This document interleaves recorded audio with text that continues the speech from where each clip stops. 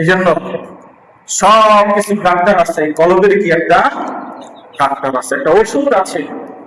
এই কলবের ডাক্তার হলো পীর মাশায়েখরা, বলেন না সুবহানাল্লাহ। কারা? পীর মাশায়েখরা। আর এর ওষুধ হচ্ছে আল্লাহ তাআলার জিকির, বলেন না সুবহানাল্লাহ। যখন আপনি আমি বলি লা ইলাহা ইল্লাল্লাহ, ইল্লাল্লাহ যে ধাক্কাটা দেয়, এই ধাক্কাটা দেখবেন মাঝে মাঝে বাম দুধের দুই আঙ্গুল নিচে যায় লাগে। যখন এই ধাক্কাটা যখন এই কলবে লাগে তখন একটা প্রশান্তি লাগে। ইল্লাল্লাহ যখন ধাক্কাটা দেন তখন আপনার আমার যারা ঈমানদার মুত্তাকিন তাদের কলবের একটা শান্তি বসিত হয়। আপনি যেরকম 3 বেলা খাবার খান, আপনার একবেলা খাবার না খেলে যেরকম আপনার পেটে চুট করে, মনে হয় পেট নাড়ি বুড়ি বের হয়ে যাবে মুখ দিয়ে, এই কলবের কি আছে? একটা খাবার আছে। যখন আপনি বছর কি বছর, মাস কে মাস যখন এই কলবের খাবার দেন না, তখন এই কলবটা খারাপ কাজের দিকে কি হয়? ধাবিত হয়। যখন ক্ষুধা লাগে, পেটের নাড়ি বুড়ি বের হয়ে যায়, ও কি করে? খারাপ কাজের দিকে ধাবিত হয়। আমার শরীরের ডাক্তার আছে, এই কলবের ডাক্তার কারা? পীর মাশায়েখরা। কারা? পীর মাশায়েখরা। তারা সবক দেয়। যখন আপনি বায়াত গ্রহণ করবেন, যখন পীরের হাত ধরে আপনি যখন বায়াত গ্রহণ করবেন, আপনি তাকে মুরব্বি মানবেন, তখন তিনি আপনাকে বায়াত করবে। বায়াত করার পরে সবক দিবে, নামাজ ছাইরো না। কি ছাইরো না? নামাজ ছাইরো না, বিড়ি সিগারেট খাইও না, সুদ ঘুষ খাইও না, পর্দা কষিতে হবে চলো। এরপরে সকাল সন্ধ্যা আল্লাহ পাকের জিকির করো, বলেন না সুবহানাল্লাহ। এটা কলবের ডাক্তার। এরা কি? কলবের ডাক্তার। এই জন্য সকাল সন্ধ্যা জিকির করার নির্দেশটা সকলে বলি আলহামদুলিল্লাহ।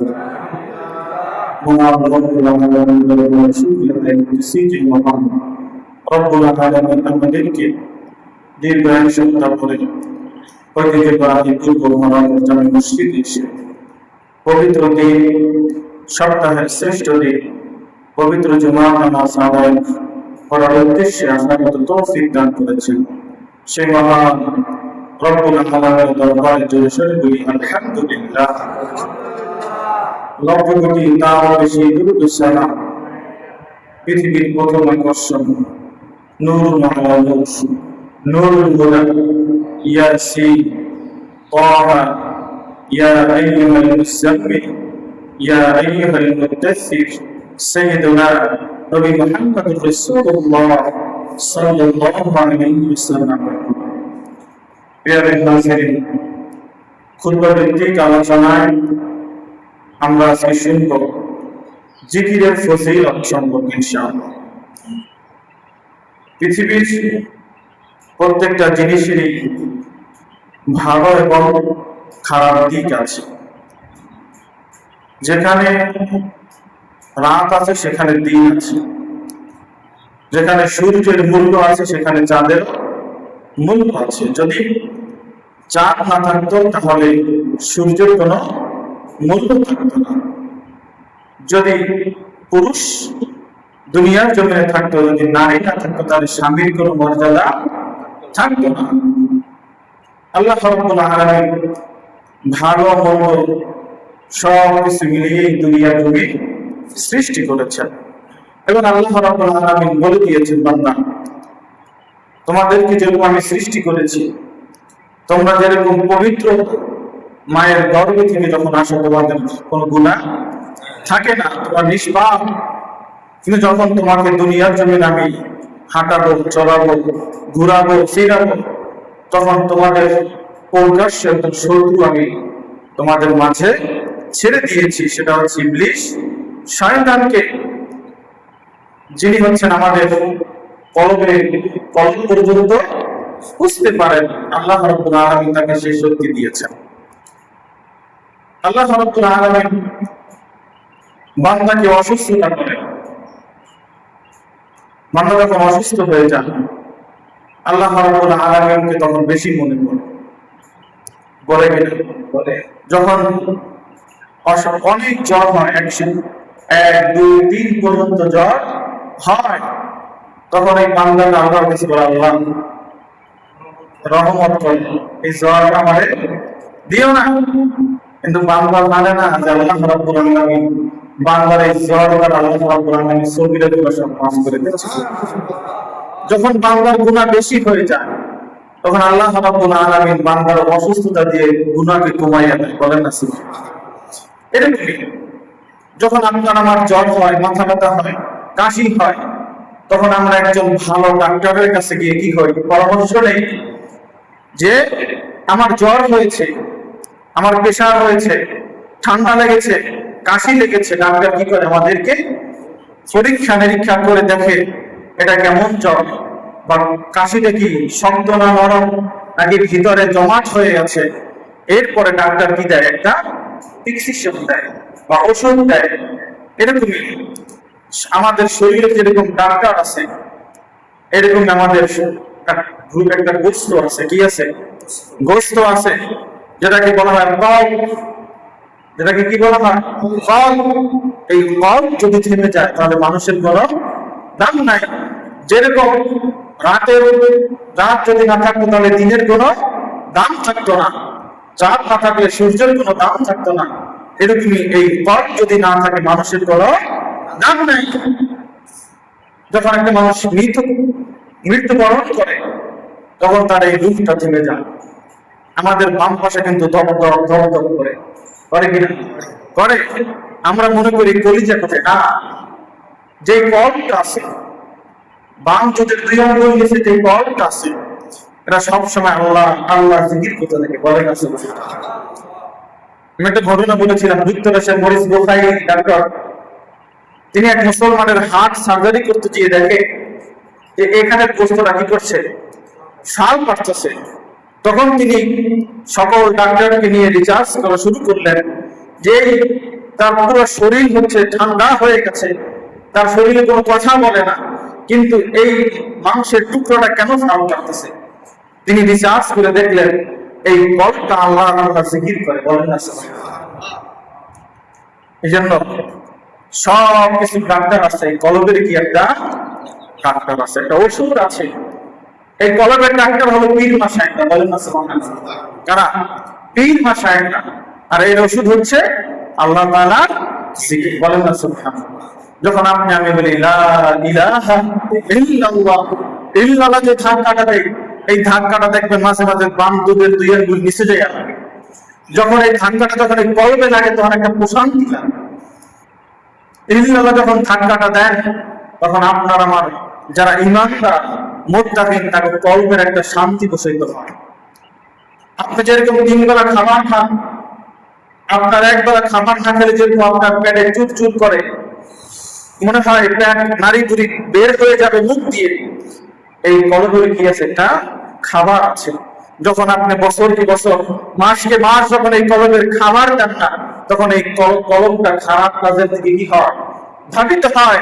যখন ক্ষুধা লাগে, পেটের নাড়ি বুড়ি বের হয়ে যায়, ও কি করে, খারাপ কাজের দিকে ধাবিত হয়।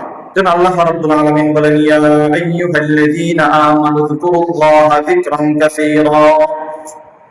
হে মুমিনগণ, ইয়া আইয়ুহাল্লাযীনা আমানু, আল্লাহ রাব্বুল আলামিন নির্দিষ্ট করে বলেছেন, ইয়া আইয়ুহাল্লাযীনা আমানু, মুমিনগণদেরকে বলেছেন। কোন জায়গায় ইয়া আইয়ুহাল্লাযীনা কাফেরদেরকে বলেছেন, কোন জায়গায় মুসলমানদেরকে বলেছেন, কোন জায়গায় আবার সবাইকে বলেছেন, বলেন না সুবহানাল্লাহ। এজন্য নির্দিষ্ট করে আল্লাহ রাব্বুল আলামিন বলেছেন সূরা আহজাবের ভিতরে, ইয়া আইয়ুহাল্লাযীনা আমানু, উযকুরুল্লাহ, তোমরা আল্লাহর অধিক পরিমাণ স্মরণ করো, বলেন না সুবহানাল্লাহ। অধিক পরিমাণ কে বলেছেন? আল্লাহ বলেছেন উযকুরুল্লাহ, স্মরণ করো, যিকরান কাসীরা, অধিক পরিমাণ। কাকে? আল্লাহকে। কাদেরকে বলেছেন? মুমিনদেরকে বলেছেন।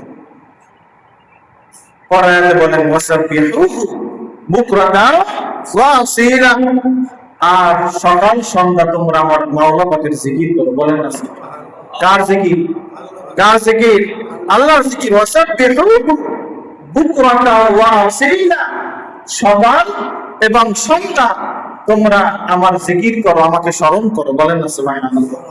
কি বলেছেন? সকাল এবং সন্ধ্যা। ওই যে বললাম আমার শরীরের ডাক্তার আছে, এই কলবের ডাক্তার কারা?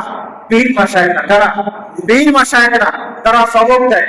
যখন আপনি বায়াত গ্রহণ করবেন, যখন পীরের হাত ধরে আপনি যখন বায়াত গ্রহণ করবেন, আপনি তাকে মুরব্বি মানবেন, তখন তিনি আপনাকে বায়াত করবে, বায়াত করার পরে সবক দিবে, নামাজ ছাইরো না, কি ছাইরো না? নামাজ ছাইরো না, বিড়ি সিগারেট খাইও না, সুদ ঘুষ খাইও না, পর্দা কষিতে হবে চলো। এরপরে সকাল সন্ধ্যা আল্লাহ পাকের জিকির করো, বলেন না সুবহানাল্লাহ। এটা কলবের ডাক্তার, এরা কি কলবের ডাক্তার। এই জন্য সকাল সন্ধ্যা জিকির করার নির্দেশটা আল্লাহ। কিন্তু আমাদের সমাজে এখন সকাল সন্ধ্যা কিতাবাদি করা হয়, কি হয়? কিতাবাদি। তাও কি আল্লাহ পাকের কিতাব না, কোরআন পড়লে হাদিস পড়লে বোঝা যায় এটাও তো একটা জিকির, জিকির না? কোরআন শরীফ পড়াও কি জিকির। কিন্তু আমরা এখন নামাজের পরে মোনাজাত বাদ দিয়া, নামাজের পরে আল্লাহর কাছে দোয়া মাফ না চাই আমরা এখন কিতাব নিয়ে দাঁড়ায় গেছে। মাগরিবের পরে আল্লাহ সকাল এবং সন্ধ্যা, বুকরাতাও ওয়া আসিলা, মানে কি সন্ধ্যা। কিন্তু আমরা সন্ধ্যার পরে আওয়ামিন নাই, ইরশাদ নাই, নফল ইবাদত নাই, সুন্নতের পরে আমরা খাড়াইয়া যাই কি আলোচনা শুরু করে। কিন্তু আল্লাহ বলছেন কি করো? জিকির করো, বলেন না সুবহানাল্লাহ। এজন্য আল্লাহ তাআলা মুমিনদেরকে নির্দেশ করে বলেছেন, যারা যেমন বড় পীর আব্দুল কাদের জিলানী রাহমাতুল্লাহি আলাইহি তার জীবনের ভিতরে তার এক খাদেম লিখেছেন। তিনি বলেছেন, যখন বড় পীর আব্দুল কাদের জিলানী রাহমাতুল্লাহি আলাইহি গভীর রাতে জিকির করতেন, কি করতেন? জিকির করতেন, তখন তার প্রত্যেকটা অঙ্গ প্রত্যঙ্গ ছুটে ছুটে জিকির করতেন, বলেন না সুবহানাল্লাহ। কিন্তু আমরা এখন জিকির এর আলোচনা নাই, জিকিরের মজলিস নাই। আমরা দেখতেছি এখানে একটা জিকিরের মজলিস হচ্ছে, আমরা ওখান দিয়ে হেঁটে যাচ্ছি। কিন্তু আল্লাহ তাআলা বলেছেন তোমরা সকাল সন্ধ্যা কি করো? জিকির করো। এরপর আল্লাহ রাব্বুল আলামিন বলেছেন, আল্লাযীনা আমানু ওয়া তাতমাইন্নু কুলুবুহুম বিযিকরিল্লাহ, বলেন না সুবহানাল্লাহ। আলা যিকরিল্লাহি তাতমাইন্নুল কুলুব। আল্লাহ রাব্বুল আলামিন বলেছেন, ইয়া আইয়ুহাল্লাযীনা আমানু, আল্লাযীনা আমানু, হে মুমিনগণ, তাতমাইন্নু কুলুবুহুম বিযিকরিল্লাহ। কি করো? তোমরা আল্লাহকে স্মরণ করো। কি করো? আল্লাহকে স্মরণ করো। আলা বিযিকরিল্লাহি তাতমাইন্নুল কুলুব, এবং তোমার অন্তরকে তুমি প্রশান্ত দাও, বলেন না সুবহানাল্লাহ। আল্লাহর জিকিরের মাধ্যমে মুমিনের কি হয়? অন্তরে প্রশান্তি হয়। জেনে রাখো, আল্লাহ তাআলার স্মরণ দ্বারাই তোমার অন্তরে প্রশান্তি আসবে, বলেন না সুবহানাল্লাহ। আপনার অন্তরে নানান টেনশন, আপনার অন্তরে শান্তি নাই, আপনি আল্লাহর কাছে বসে যান, বসে দিয়ে আল্লাহর কাছে নিরিবিলে নিরিবিলে আপনি আল্লাহর কাছে জিকির করেন, আল্লাহ আল্লাহ আল্লাহ জিকির করতে থাকেন। দেখবেন আল্লাহ আপনার সাথে কি হয়ে গেছে? কানেক্টেড হয়ে গেছে।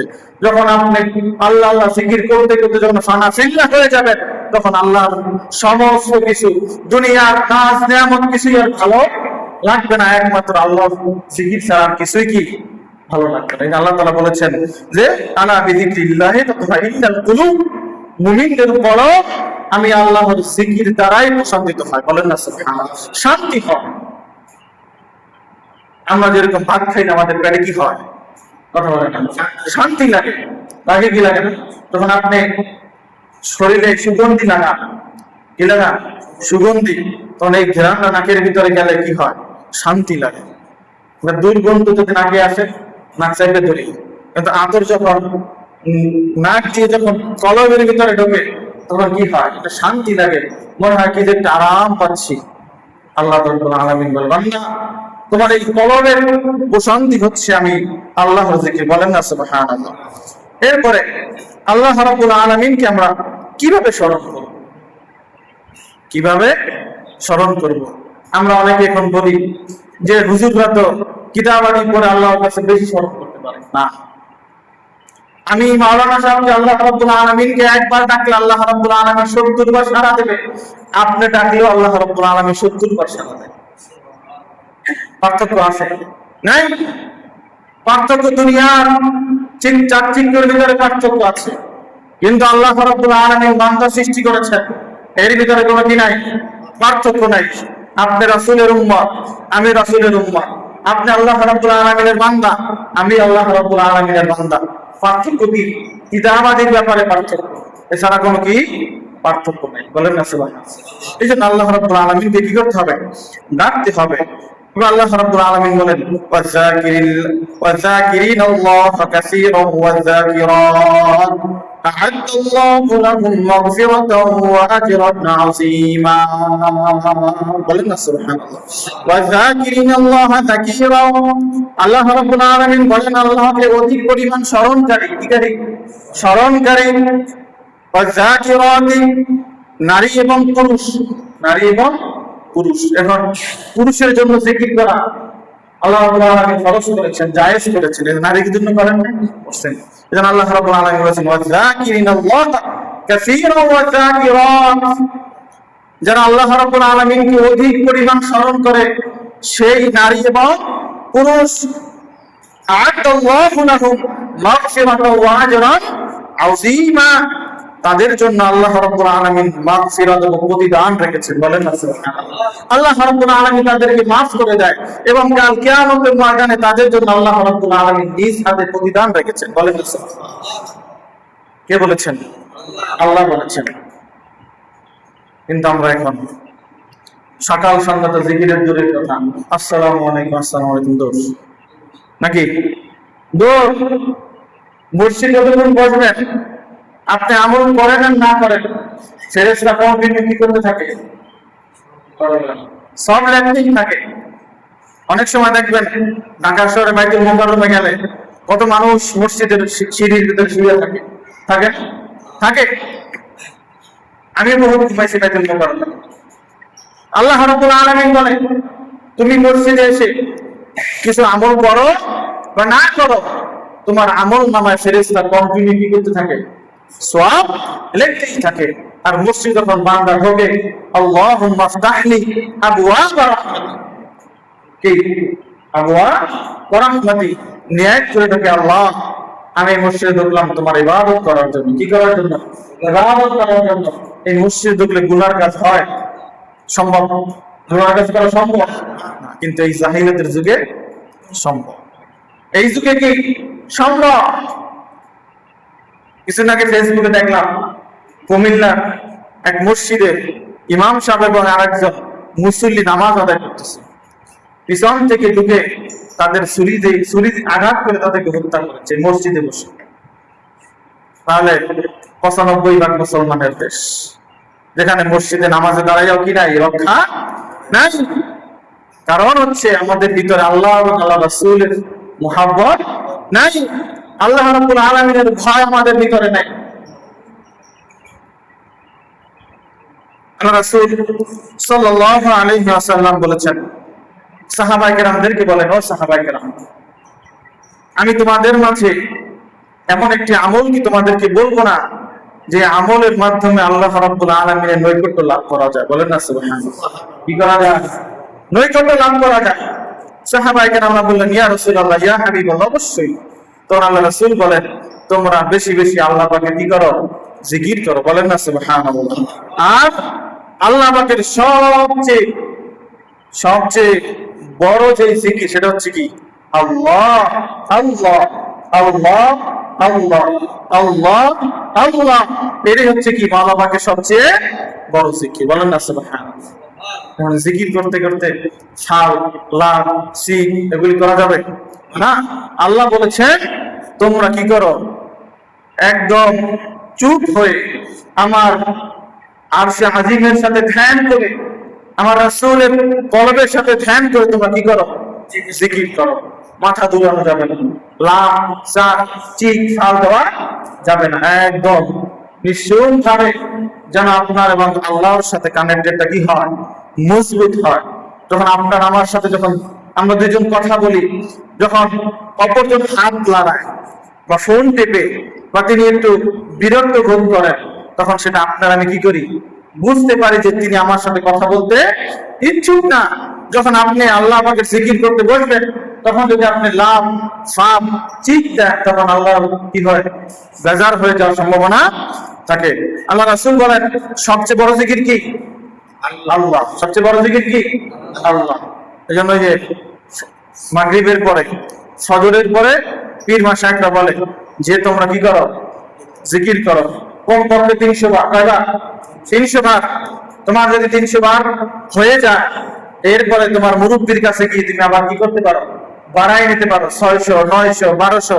যখন একজন মুত্তাকি, একজন ইমানদার ব্যক্তি যখন 7000 বার আল্লাহ আল্লাহ জিকির পরিপূর্ণ হয়ে যায়, এরপরে যে আমার মুরব্বী আছে, আমার ডাক্তার আছে, তিনি কি করেন, এবার তুমি কি করো, মুতমাইন্না জিকির করো। বলেন না সুবহানাল্লাহ। এবার তুমি আল্লাহর সাথে কানেক্টেড লাগানোর কি করো, চেষ্টা করো।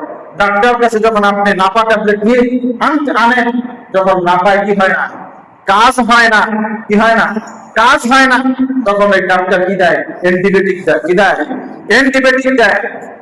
যখন আপনার আমার আল্লাহর মাঝে কানেক্টেডটা ভালো না হয়, তখন পীর মাশায়েখরা কি করেন, জিকিরটা বাড়াইয়া দেয়। তুমি একটু কি করো, বাড়াই করো, তোমার ভিতরে আর কি করো, নূরটা নিয়ে আসো, তাহলে তুমি আল্লাহ পাকের সাথে কানেক্টেড করতে পারো। বলেন না সুবহানাল্লাহ। আল্লাহ রাসূল সাল্লাল্লাহু আলাইহি ওয়াসাল্লাম বলেন, যে ব্যক্তি তার রবের জিকির করে এবং যে জিকির করে না, কি করে না, যে জিকির করে, যে জিকির করে না, মাসালুল লাযী ইয়াযকুরু রাব্বাহু ওয়াল্লাযীনা লা ইয়াযকুরু রাব্বাহু মাসালাল হাইয়্যি ওয়াল মাইয়িত। যে মাওলা পাকের জিকির করে আর যে মাওলা পাকের জিকির করে না, তার ভিতরে পার্থক্য হচ্ছে জীবিত এবং মৃত ব্যক্তির মতো। বলেন না, যে ব্যক্তি কি করে, জিকির করে, কি বলে, কি করে, জিকির করে, সে হচ্ছে জীবিত মানুষের মতো। আর যার ভিতরে জিকির নাই, জিকির করে না, সে কি মৃত মানুষের মতো। কে বলেছেন? রাসূল বলেছেন, বুখারী শরীফের 6407 নম্বর হাদিস। আল্লাহ রাসূল বলেছেন, যে জিকির করে না তিনি হচ্ছেন কি, মৃত ব্যক্তির মতো। আর যে জিকির করে সে কি, জীবিত মানুষের মতো। এরপরে আল্লাহ রাসূল সাল্লাল্লাহু আলাইহি ওয়াসাল্লাম সাহাবায়ে কেরামদেরকে বলেন, ও সাহাবায়ে কেরাম, তোমরা দুনিয়ার জমিনে জান্নাতের বাগান দেখতে চাও। কি বাগান? কথা কেন, জান্নাতের বাগান। সাজ্জাদ জান্নাত বানাইছিল না? বানাইছিল, বানাইছিল। কিন্তু আল্লাহ রাব্বুল আলামিন আজরাইলকে পাঠালেন, আজরাইল সাজ্জাদের কি করো, নিয়ে আসো, আমার সাথে টক্কর দিয়ে জান্নাত বানাইছে। এক কদম দেওয়ার, দ্বিতীয় কদম দেওয়ার আর কি করে ক্ষমতা না। আল্লাহ রাব্বুল আলামিন তার হাবিবকে বলেন, হাবিব আপনার উম্মতকে আপনার জবান দিয়ে বলে দেন, দুনিয়ার জমিনে যদি আপনার উম্মতেরা জান্নাতের বাগান দেখতে চায়, তাহলে সে যেন জিকিরের মজলিসে বসে। বলেন না সুবহানাল্লাহ। কারণ আল্লাহ রাসূল বলেন, যতক্ষণ একজন উম্মত জিকিরের মজলিসে বসে থাকবে, কোরআন হাদিসের মজলিসে বসে থাকবে, ততক্ষণ পর্যন্ত তার আমল নামায় কন্টিনিউ সব লিখতেই থাকবে। বলেন না সুবহানাল্লাহ। আপনি যখন জিকিরের মজলিসে বসলেন, বসার পরে আপনি আলোচনা শুনছেন, জিকির করতেছেন, আল্লাহ রাব্বুল আলামিনের কাছে ফেরেশতারা একজনের কাঁধে একজন, একজনের কাঁধে একজন করে আরশে আজিম পর্যন্ত পৌঁছে যায়। কোথায়? আরশে আজিম পর্যন্ত পৌঁছে যায়। ফেরেশতারা আল্লাহর কাছে গিয়ে আমাদের জন্য মাফ চাইতে থাকে। বলেন না সুবহানাল্লাহ। কারণ আল্লাহ রাব্বুল আলামিন বলেন, ও ফেরেশতারা, তোমরা কাদেরকে সুপারিশ করতেছ? তারা কি আমাকে দেখছে? বলে না। আমার লাউহ কলম দেখছে না, জান্নাত দেখছে, জাহান্নাম দেখছে? ফেরেশতা বলে না। আল্লাহ রাব্বুল আলামিন বলে, তারা কি আমার রাসূল মুহাম্মদ সাল্লাল্লাহু আলাইহি ওয়াসাল্লামকে দেখছে? ফেরেশতা বলে না। আল্লাহ রাব্বুল আলামিন বলে, ও ফেরেশতারা, সাক্ষী থাকো, কাল কিয়ামতের ময়দানে এর প্রতিদান আমি আল্লাহ নিজে দিব। বলেন না সুবহানাল্লাহ। ফেরেশতারাও কি আমাদের জন্য দোয়া করতে থাকে। এইজন্য মির্জা গালিব বলেছেন যে, তোমাকে আল্লাহ রাব্বুল আলামিন কতবার অদৃশ্য বিপদ থেকে রক্ষা করেছে তুমি বলো। কিন্তু সেই মাওলা পাকের জিকির, সেই মাওলা পাকের আদেশ নিষেধ, এগুলি আমরা এখন ধারি না। কারণ আমাদের মাঝে এখন আমাদের মন গড়া কিতাব আছে। কি আছে? মন গড়া কিতাব আছে।